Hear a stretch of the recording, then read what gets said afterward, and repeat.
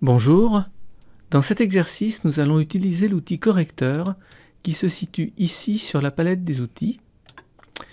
L'outil correcteur est en fait un tampon de duplication, c'est-à-dire qu'il permet de dupliquer une partie de l'image, mais en respectant la couleur de la zone sur laquelle il est appliqué. Pour illustrer cette propriété, je vais m'amuser à copier le nez du modèle sur le fond vert.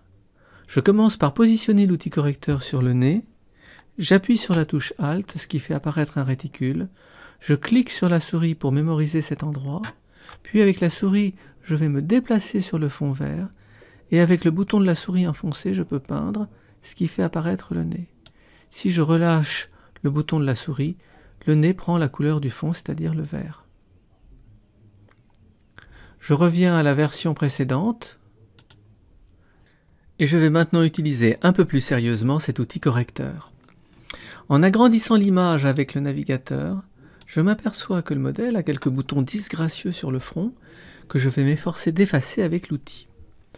Pour garder une trace de l'image d'origine, je vais dupliquer le calque de base et travailler uniquement sur la copie. Je reviens maintenant dans ma fenêtre principale. Je vois que le diamètre de l'outil correcteur est un peu grand, donc je vais le diminuer. Par exemple, nous allons prendre 10 pixels. Je vais maintenant chercher une partie de la peau qui n'a pas de bouton, par exemple ici, et je vais l'utiliser en appuyant sur la touche Alt et en cliquant pour copier cette partie-là. Je vais l'utiliser comme motif pour remplacer les parties avec des boutons.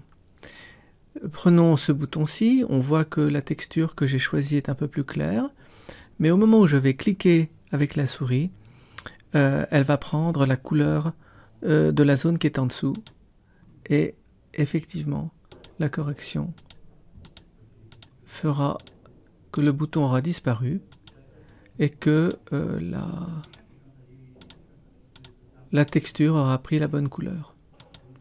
Vous voyez même par exemple sur l'aile du nez qui est claire, à côté de l'œil où c'est très foncé, à chaque fois la texture de la peau sans bouton prend la couleur de la zone. Si maintenant je compare l'image corrigée avec l'image d'origine, on voit que on a pu faire la correction très facilement sans avoir à se préoccuper du fond avec l'outil correcteur.